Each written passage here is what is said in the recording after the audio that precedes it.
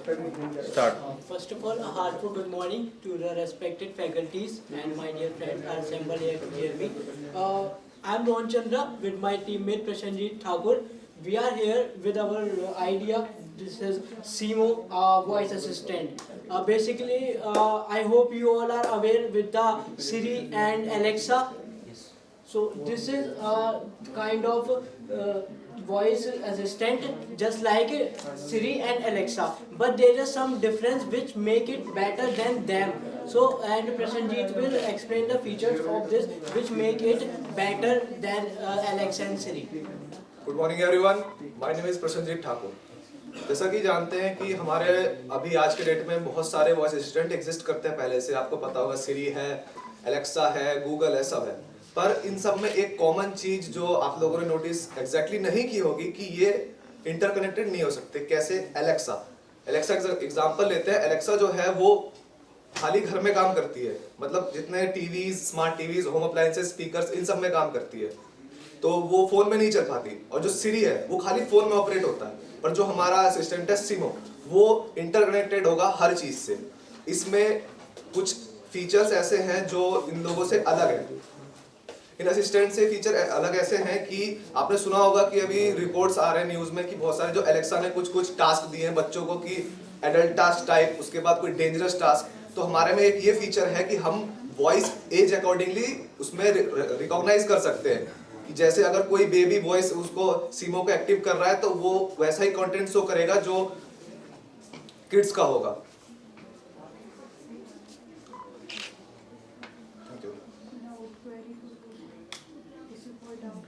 किसी को कोई डाउट? एनीवन? यस। आपने बोला कि वॉइस डिटेक्ट करेगा, अगर वो टाइप करेगा तो कोई अगर बच्चा टाइप करके कुछ करेगा तो नहीं, ये वॉइस असिस्टेंट है। Are you aware with voice assistant? Yes, What's the meaning of voice assistant? Actually मैंने सुना नहीं था कि वॉइस असिस्टेंट है। No, here mentioned as a voice assistant. Sorry ma'am. It's okay. Any other queries? Next team आ जाइए। Thank you. चलो next team आओ। हाँ बोल दो, कोई भी दो में से एक बोल देगा। चलिए आओ जल्दी से। रोशनी कहाँ है?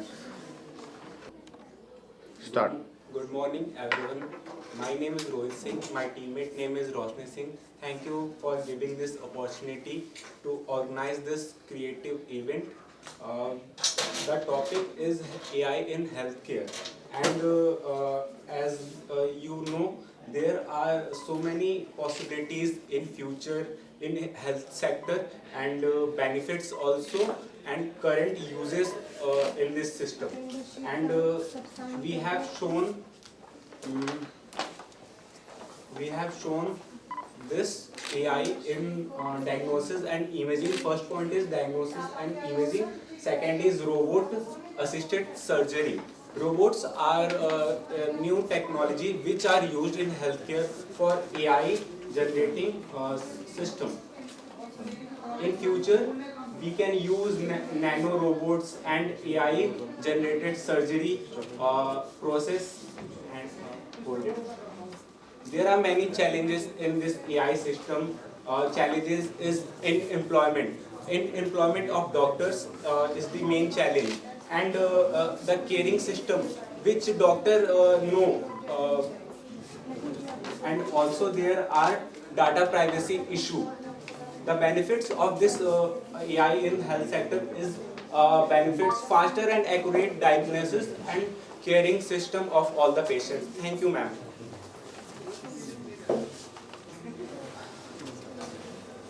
And assistant technology. No need to physically present the doctor here. Ma'am, present is must. Doctors are must. But the assistant technology is which helps the to diagnose the patients.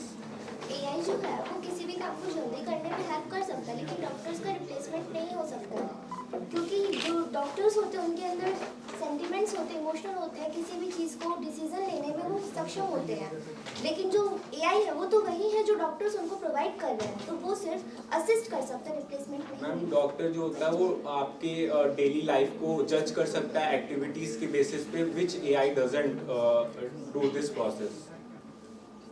हमने यहाँ पे यही बताया कि हमारे अभी जो क्या करंट इनके जो पर्पस हैं, क्या इनके फ्यूचर पॉसिबिलिटीज हो सकती हैं, और क्या हम अभी चैलेंजेस फेस कर रहे हैं, और क्या इसके And बेनिफिट्स हैं, टोटली हमने यहाँ पे डिस्क्राइब कर दिया। Thank you. Good morning everyone. I am Aditya Kumar, BCA first year section A. So my topic is future of medical technology. उसका एक फिर एग्जांपल बायोनिक आई। जैसा कि आप सभी जानते हैं कि मैं आप सभी का ध्यान एक रेयर प्रॉब्लम पे डालना चाहूँगा, जो कि है ब्लाइंडनेस। कुछ ऐसे जन होते हैं जो कि जन्म से ही अंधे होते हैं, देख नहीं सकते, उनको ये दुनिया देखने का मौका नहीं मिलता। इसी प्रॉब्लम को सॉल्व करने के लिए एक नई टेक्नोलॉजी आई है जिसका नाम है बायोनिक आई। ये यहाँ पे इसका एक पिक्चर है जो कि आप देख सकते हैं। बेसिकली ये एक मशीन है जो कि सर्जरी के द्वारा आपके आई में प्लांट की जाएगी। उसके बाद जो रेज आपके आंखों पे पड़ती है, उस बायोनिक आई में एक ऐसा चिप है जो कि उस रेज को सीधा हमारे नर्व सिस्टम को ट्रांसफ़र करेगी, और जो ब्रेन का पार्ट होता है सेरेब्रम, वो उसे अब्जॉर्ब कर लेगा। बाद में वो उसकी रियल इमेज आपको आंखों में दिखाएगा, जिससे ये एक टेक्नोलॉजी है जो कि अंधे लोगों के लिए है, और साथ ही ये उनको एक नई जिंदगी प्रदान कर सकती है। कोई नहीं आपके साथ? नहीं बाहर किसी और को खड़ा करवा लेते। कोई भी आप आ जाओ, रोहित डिस्प्ले कर दो उसको पोस्टर। So ये मॉडल है। A bionic eye is a type of machine which is types blind person, for that its also visual prosthesis is electrical implant by surgical instead of eye।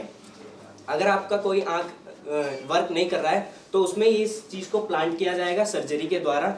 उसके बाद अब why we use bionic आई, हम इस चीज़ का use क्यों कर रहे हैं, इसका क्या ज़रूरत है।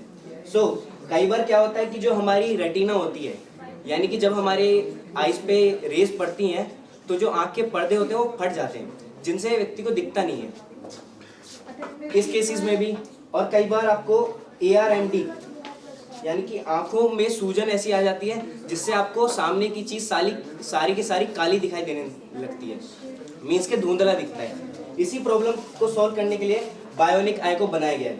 इसे यूज़ कैसे करते हैं, आप जैसा मैंने कहा, आपके आइज़ में सर्जरी द्वारा इसको प्लांट कर दिया जाएगा।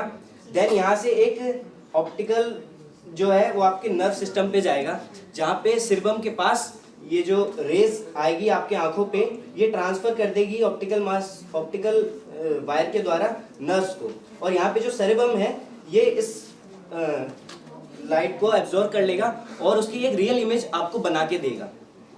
ये अब तक का काफ़ी सक्सेसफुल प्रोजेक्ट रहा है। इसने काफ़ी लोगों को एक नई ज़िंदगी प्रदान की है, उनको उनकी आंखें वापस लौटाई है। 33 साल से जो लोग अंधे थे उनके लिए भी ये काफ़ी किफ़ायती रही है। एंड देन इसका रिजल्ट ये रहा है, through this bionic eye we can help people to see, also the born blind person also see the world after using this। इसके द्वारा हम ब्लाइंड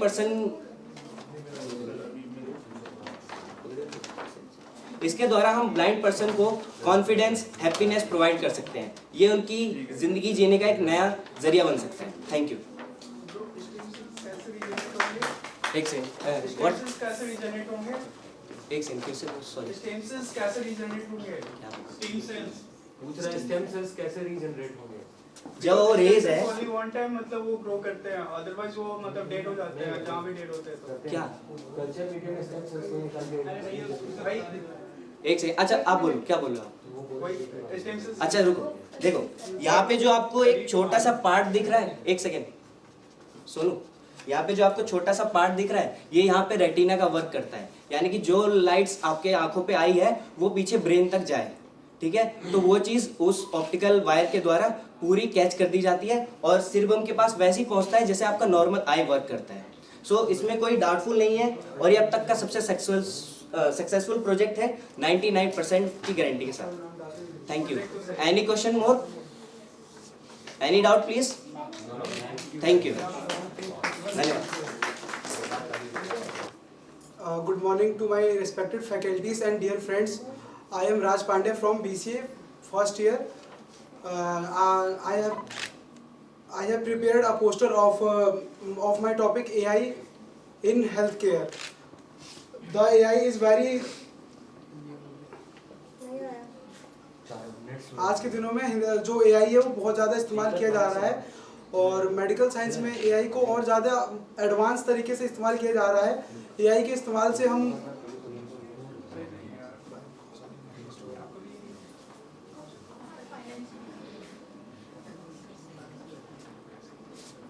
AI के हेल्प से हम आजकल बहुत सी चीज़ें कर रहे हैं, जैसे हम पेशेंट्स का इलाज कर रहे हैं और AI से हम AI के रोबोट्स के थ्रू हम पैरालाइज्ड लोगों तक की हेल्प कर रहे हैं और AI से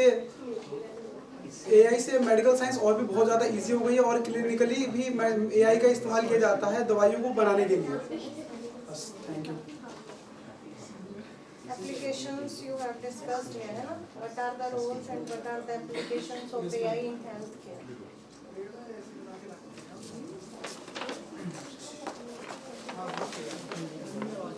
Amol, what are you doing? Start करें? हाँ बेटा, सर से पूछ के सर रिपोर्टिंग कर रहे हैं ना, दूसरी भी चला दो।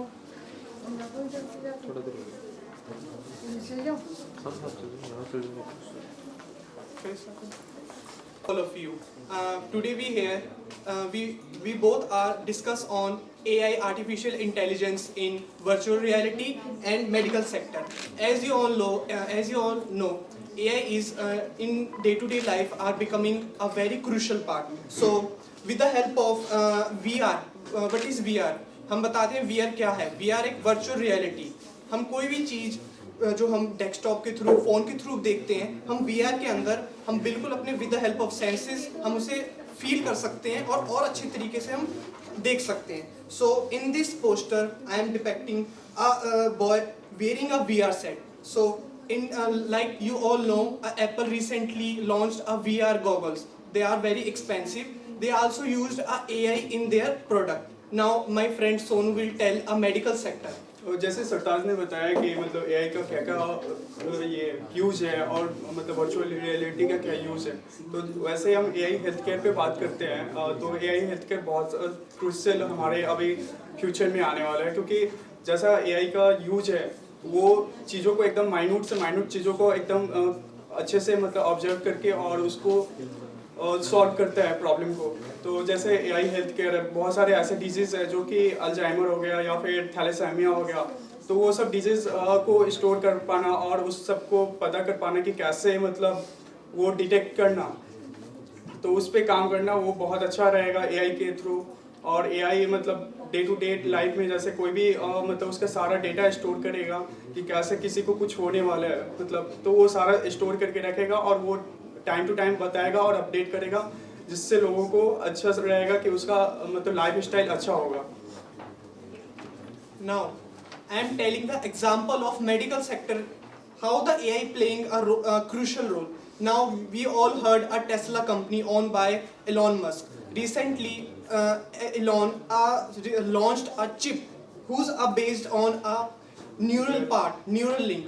The name of chip is Neuralink. Basically what chip does, ये क्या करेगा, हमारे दिमाग के अंदर जितनी भी ब्लाइंडनेस है, किसी भी टाइप का पैरालाइज है, माइंड इलनेस है, वो न्यूरॉन्स के हेल्प के साथ AI डिटेक्ट करेगा और जो सिग्नल्स है उसे प्रॉपरली प्रोसेस करके ब्रेन को आउटपुट देगा।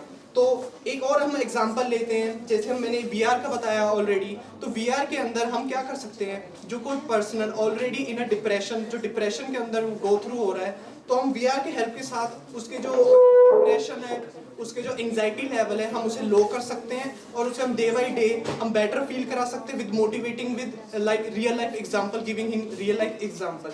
और also we depicting a satellite, how AI help in satellite sector. We all know the satellite provide a very huge amount of data, send a signal very huge amount of data on Earth to ISRO, NASA companies. So AI help in forming or collecting a huge data so they can easily perform any type of calculation. So thank you everyone. Thank you. So आपने एक disease की बात की थी thalassaemia, तो वो तो parent based वो जेनेटिकल बेस्ड होते हैं। हाँ, तो उसको एआई कैसे जैसे बहुत सारे जेनेटिकल बेस्ड डेटा निकाला जाता है। डॉक्टर के पास अगर जाओगे तो वो डेटा निकालते हैं तुम्हारे पेरेंटल जेनेसिस से, मतलब कि कैसे कैसे वो डिजीज हुआ है। तो अगर एआई रहेगा तो एआई के थ्रू मतलब वो डिटेक्ट करेगा सबका, मतलब कुछ टेस्ट वगैरह लेके और वो उसको क्योर करेगा। बेसिकली जैसे मैंने आपको बताया था कि जैसे एलॉन है, उसने एक चिप यूज करी थी न्यूरोलिंक। तो क्या करेगा एआई, जो chip with the help of chip वो क्या करेगा, जो हमारा जो ब्रेन है उसके अंदर न्यूरो लिंक्स है, जो अलग अलग टाइप के जो सिग्नल्स जो भी मूवमेंट होगी उसको डिटेक्ट करेगा। उसे डिटेक्ट करके वो शो करेगा कि क्या बॉडी आगे परफॉर्म करना चाहती, क्या इसका वो है, और एक पैटर्न तैयार करा जाएगा जिसके कारण हम इजीली डिटेक्ट कर पाए कि क्या बंदा बोलना चाहता है, क्या है करना चाहता है। और जितने भी जेनेटिकल डिजीज है वो पैटर्न बेस्ड ही होते हैं, तो पैटर्न बेस्ड वो निकालते हैं डेटा। ओके, बेसिकली अगर हम एआई का यूज़ करते हैं तो हमारी बॉडी पे अफेक्ट नहीं पड़ेगा। जिस तरह काफ़ी चेंजेस आए हैं बॉडी में, अगर एआई वगैरह चीज़ यूज़ करते हैं हम तो उस पर नुकसान भी होंगे काफ़ी। नहीं, नुकसान हम बेसिकली हम प्रोसेस ही ऐसा करेंगे कि उसका यूजेस ही सिर्फ 2-3 कंपोनेंट्स के रिलेटेड ही होगा। एआई बेसिकली हम क्या यूज़ करते हैं, हम नॉर्मल जो हम डे टू डे लाइफ में एप्स यूज़ कर रहे हैं वो होता है कि हम कुछ भी चीज़ सर्च करें, पर वो डेडिकेटेड जो चिप्स होंगी जिसके अंदर डेडिकेटेड पार्ट्स कॉलम्स होंगे जो सिर्फ उस डाटा को प्रोसेस करने के लिए बनाया होगा।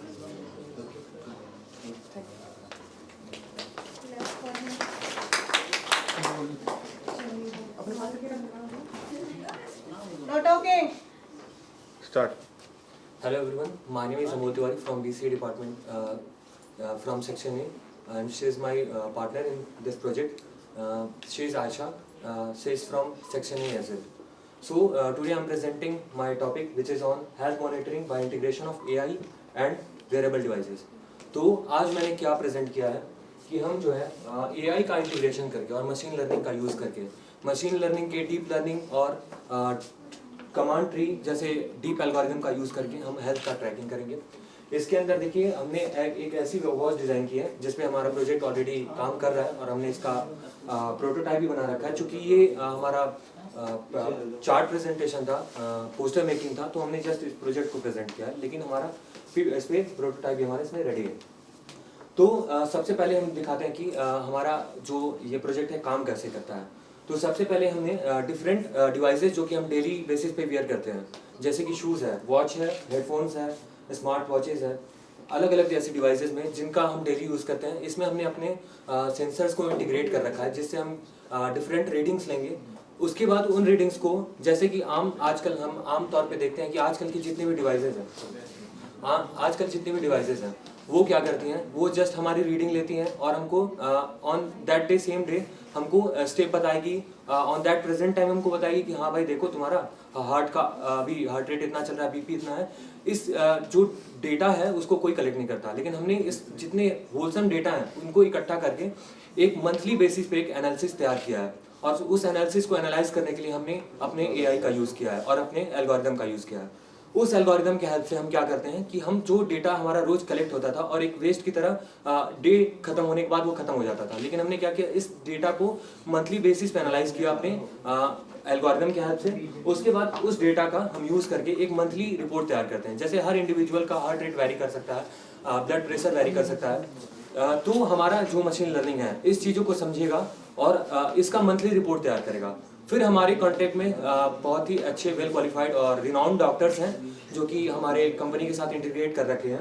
तो वो क्या करते हैं कि इन मंथली डेटा को एनालाइज करते हैं, फिर पेशेंट का या फिर जो भी यूज़र है उनका हेल्थ डिटेल को एनालाइज करके एक रिपोर्ट तैयार करते हैं। उस रिपोर्ट से हमको ये पता चलता है कि देखो इस पर्सन को ये प्रॉब्लम है या ये प्रॉब्लम हो सकती है, इसकी पॉसिबिलिटी है। ठीक है, अब मैं आपको दिखाना चाहूँगा कि हमारा ये जो है कैसे काम करेगा। मैं अपने फ्रेंड से रिक्वेस्ट करूँगा कि पेज को चेंज करें, स्लाइड को चेंज करें ताकि मैं एक्सप्लेन कर सकूँ। Next slide.